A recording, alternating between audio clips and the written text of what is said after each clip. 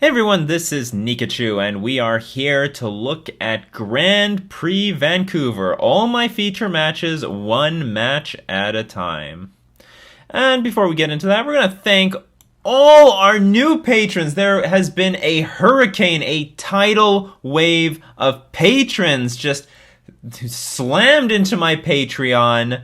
I'm going to go over them one at a time. Thank you very much to Josh Dunn, Vinicius Costa, David Baker, Mitch Smith, Julian Hajikani, Peter Yanig, Anthony Rotundo, Edward S., and Jasper Plumers. I'm sorry if I butchered some of those names. I definitely didn't get a 10 out of 10 on them.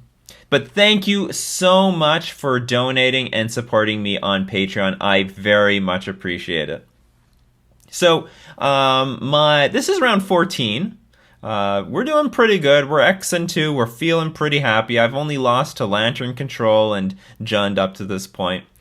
And we're up against Infect. I was not particularly preparing for this matchup in this tournament. However, I'm very happy with my configuration. I'm playing with Dismember over Vapor Snag, which is way better in this matchup. You really want to be killing those Infect creatures because some percentage of the time they are not going to have any more of them. So you're just going to kill the creature and they're going to have a handful of pump spells and then you can close the game out very quickly. Vapor Snag only sort of tempos them out temporarily, but going long in the game, they could just replay the creature and then attack back and win. On top of that, if we save our Vapor Snag for when they have a pump spell, they might also be saving it for some sort of protection like Vines of the Vastwood, and it will become ineffective.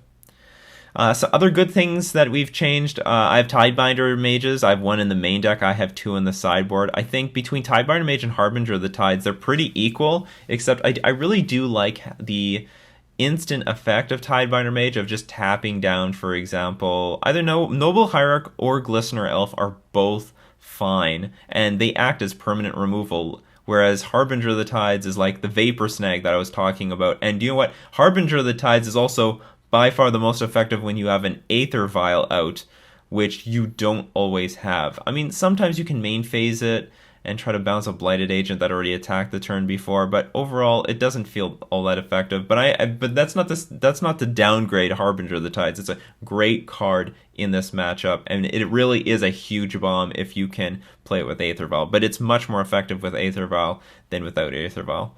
And I'm also playing with Dispel. Dispel is superior to, say, Spell Pierce because of Noble Hierarchs and their mana base. They actually have a lot of lands that they can get out of range of Spell Pierce and basically make it useless, whereas Dispel is a hard counter and it will be good all of the time. So my configuration, very happy with my configuration. Now, yeah, I guess that's all I have to say about this matchup. I guess I could also say that by default, Merfolk has a bad matchup against Infect. We do need the help of good cards, like all the cards I'm using in my deck, or Chalice of the Void. Chalice of the Void probably is the strongest card that we have. So we started playing before the match actually started getting recorded. And my opponent plays a Blighted Agent, and fortunately he left up absolutely no protection, so I'm going to dismember that thing on the spot. This match actually ends up being quite easy because my opponent just plays right into worst case scenarios.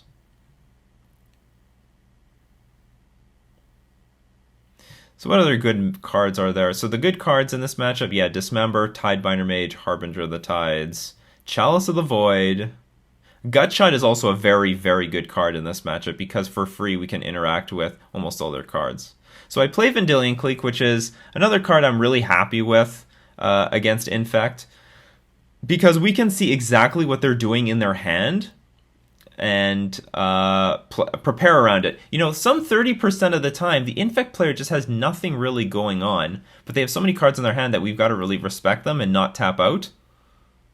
So here, he does have a lot of stuff, and he has that Inkmoth Nexus, and we can't forget about it.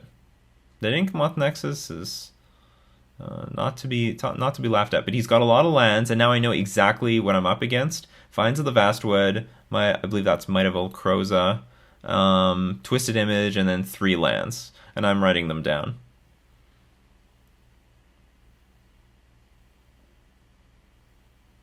It's good to know exactly what I'm up against because he has only 8 power there and nothing more. And if I remember correctly, I let him keep all of it because the most important thing is just creatures. Like he's relatively far from killing me even with this hand, especially since he tapped the Inkmoth Nexus. I think that might have been a mistake. Like, I'm not entirely sure, but maybe he could have tap the other land and activate his Nexus and get in for one poison, but he might have been playing around Harbinger of the Tides. Now, I take up my Vial to 3 because I have a Master of Waves in hand, and given my opponent's hand, I want to close this game out as soon as possible. Maybe I should pause here. Keeping Vial on 2 is usually the most valuable because most of the cards we're drawing off the top of our deck are CMC 2 with Convert Mana Cost 2. Silver Adapt All Our Lords, Harbinger of the Tides, Tidebinder Mage.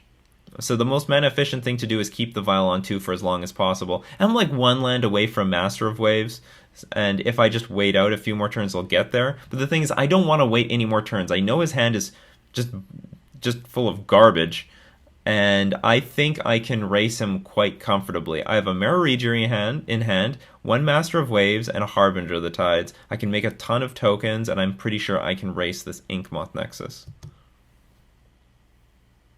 He's only at 15 life as well. I believe at this point I'm considering playing Harbinger of the Tides so that I can attack with it next turn.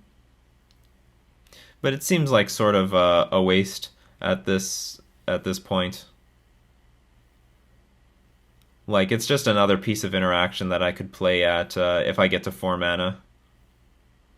So my opponent just asks for it here. I mean, this was a total blowout. He wanted to try to draw some cards with Twisted Image. So he activates his Inkmoth Nexus, which is his only Infect creature at the moment, and then he tries to Twisted Image it to draw a card, and I just dismember the Inkmoth Nexus. So now he doesn't get to draw a card. He's got no Nexus. He's got no win condition. It's just a disaster. So my opponent plays Noble Hierarch, and if I've calculated this correctly, he's drawing dead at this point. Maybe not at this point. He's in really, really bad shape at this point. But I draw a second Master of Waves, and now he's drawing dead. There's no combination of cards that will kill me at this point. Even if he drew, Distortion Strike to give his Noble Hierarch unblockable, like he can only do, I think he doesn't have Pendelhaven out. He can do 1, 2, 10. He can just do 10 damage. That's it, and I will kill him. On the crackback, like, no matter how I do this.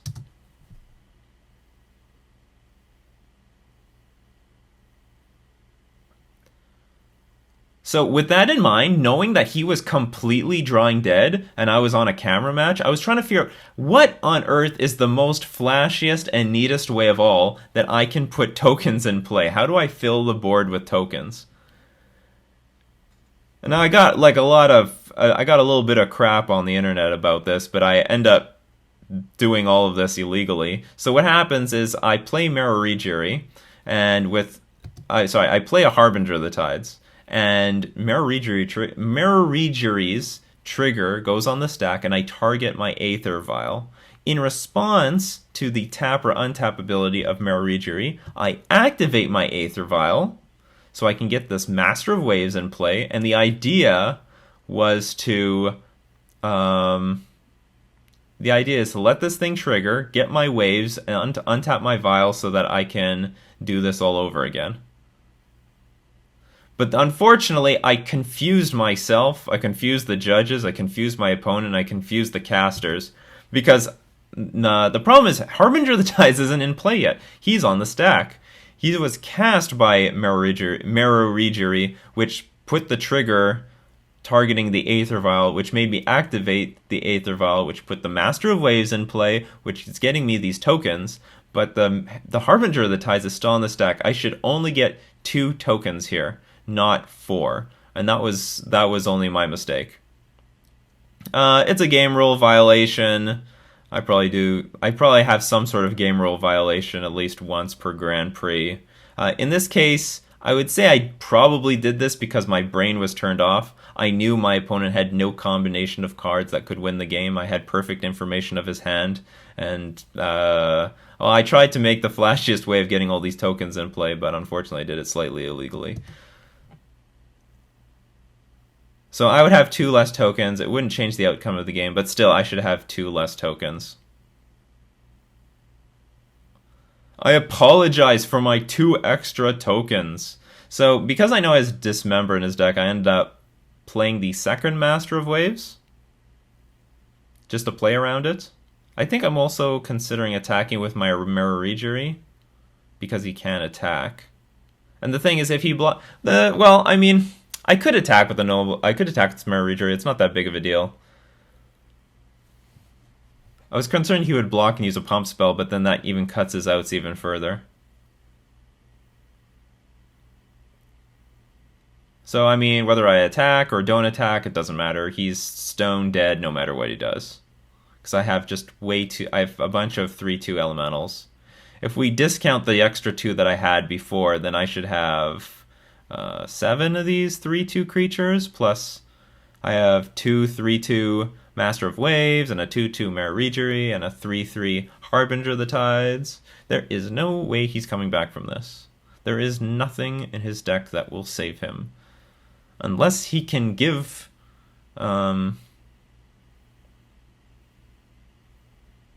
Or actually, hold on. There was the most damage I believe he can do is 11, because he can get the Dryad Arbor, attack with Exalted, and use 2 pump spells. Sorry, 3 pump spells. What is going on here? I know he has 2 pump spells in his hand. But he can 2 pump spells, the Distortion Strike, and Dryad Arbor and Exalted equals 11, but does not kill me. So it's very close, but no donut. No donut. And also, does he have the mana for all this? Yeah, he can. He would have the mana to do all this. But yeah, the most he could do is 11 damage. Yeah, I'm going to stare at his cards for a little while. Believe he's going to pass the turn. He's going to feel the wrath of the waves. Do you hear the sound of waves, Stephen Henderson? Well, the master and his brother arrived.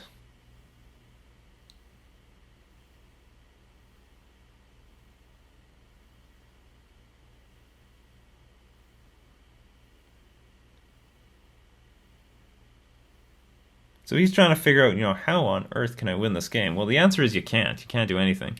If you attacked with anything, I would just block with a 1 elemental token. So I'm just looking at my board. Yeah, I'm gonna... What do I play? I have something to play? Oh yeah, let's...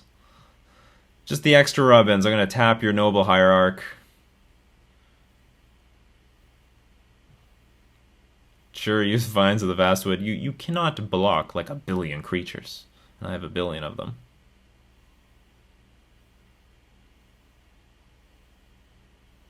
It's a little weird in these situations. Like, when your opponent doesn't resign, you gotta assume, I don't know, maybe they have something weird in their deck, so I decided to just attack with the elemental tokens, because that technically should just be enough. Don't get overconfident, swing with everything, and then find out your opponent had, I don't know, Echoing Truth for some reason in their deck, bounces all my tokens. Somehow I'm missing a damage. Whatever, just... be slightly conservative.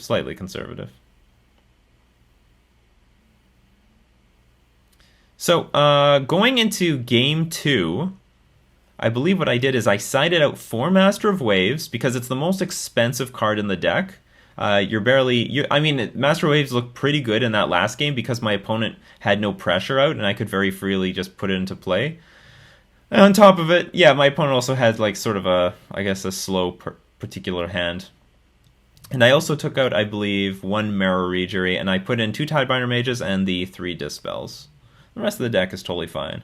I'm pretty happy with this Aether Vial start, but then he like nature claims the thing, and I'm like, ugh. Well, whatever. At least I gained some life, I guess.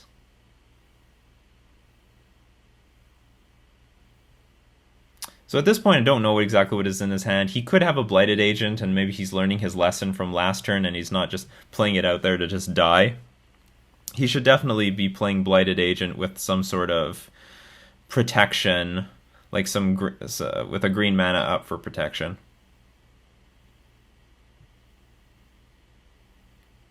So this actually is a catastrophic mistake that he makes here. He looks for Breeding Pool. I mean, I didn't have Island Walk until he did this. This was a very, very big mistake. A lot of the better Infect players actually they're super hyper aware of this. They do not give me an island for free, and he for sure could have just looked for a forest, looked for a Dryad Arbor, looked for anything else. If he needs blue mana, his Noble Hierarch gives it to him. He's not hungry for blue mana in any way or form. So this Breeding Pool made Game 2 a hell of a lot easier than it normally would.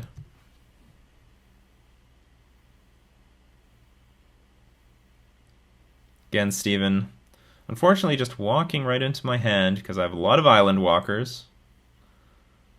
My hand did get a lot worse, though, given he Nature's Claim by Aether Vial, because now my hand is like immediately clunky. I only have 2 islands to work with. Nature's Claim is another reason why I don't like playing with Spellskite against Infect. They just have so many they have so many cards. Dismember, Nature's Claim, Twisted Image. I mean, Steven has shown it all, so Spellskite doesn't have a damn chance of surviving. Which is why I prefer cards like Chalice of the Void to nail Infect. Not a fan of Spellskite whatsoever. Spellskite will sometimes work when you have an active Vial out, but it's just way too much work to turn that thing on. So now Steven looks for a forest. Like, his hand doesn't even need blue mana, as far as I can see it. So he plays another Noble Hierarch. Now he plays Wild Defiance. I lost to this exact combination of cards in the Grand Prix trials. I was up against an Infect player that did end up beating me because in games 2 and 3 he just ramped Noble Hierarchs into a Wild Defiance and then killed me with it. He just played random spells on his Noble Hierarchs and then killed me. Fortunately, my life total is actually relatively high, and the number of cards in his hand are low. He's down to 2 cards. So let's say he played. Let's say he has 2 cards that are worth 4 damage each. Then that means they're worth actually 7 damage each. So that's 14 plus 2 Exalted triggers. That's 16 damage. And if he has one more pump spell that's worth 4 damage, he can do as much as 23 damage in one turn. That's great for us because our life total is actually at 24. So we can. So best case scenario, let's say worst case scenario, he has 2 pump spells in his hand that are worth 4 damage. Then even if he drew another one, we are still out of range of dying. Another thing is that none of them are unblockable. We can still block them, worst case scenario. And lastly, yeah, so like if he whiffs just once, I think we're in pretty good shape. I mean, we are in pretty good shape no matter what. He needs to just draw consecutive spells without me blocking. And for that reason, because I did the math, and the math looks pretty good, I decide to just try to lord him out, play Lord, attack, and then the turn, like, no matter what combination of cards he has, I'm just going to take... I can take at most 23 damage.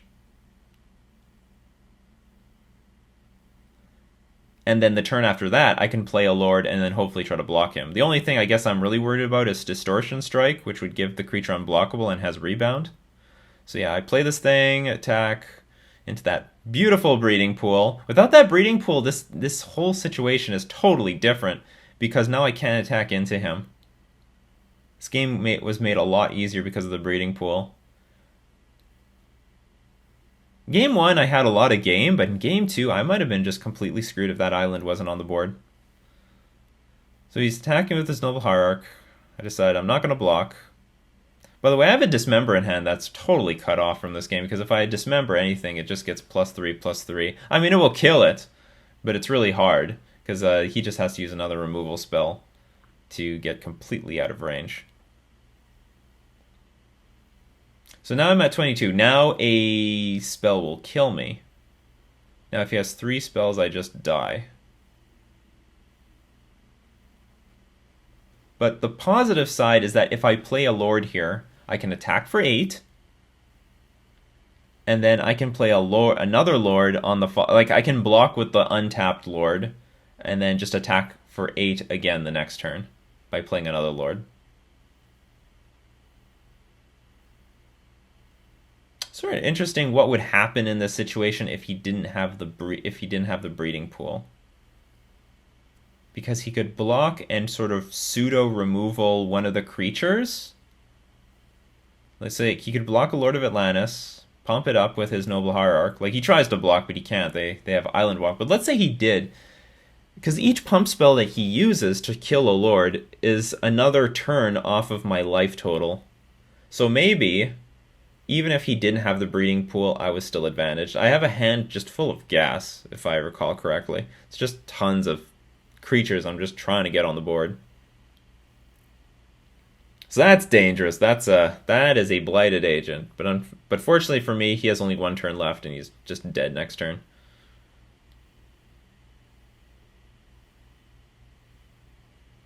So he just passes. I untap. I couldn't be happy enough. I know he's drawing dead. Even if he has Dismember, he goes down to 3, and my creatures still give themselves Island Walk.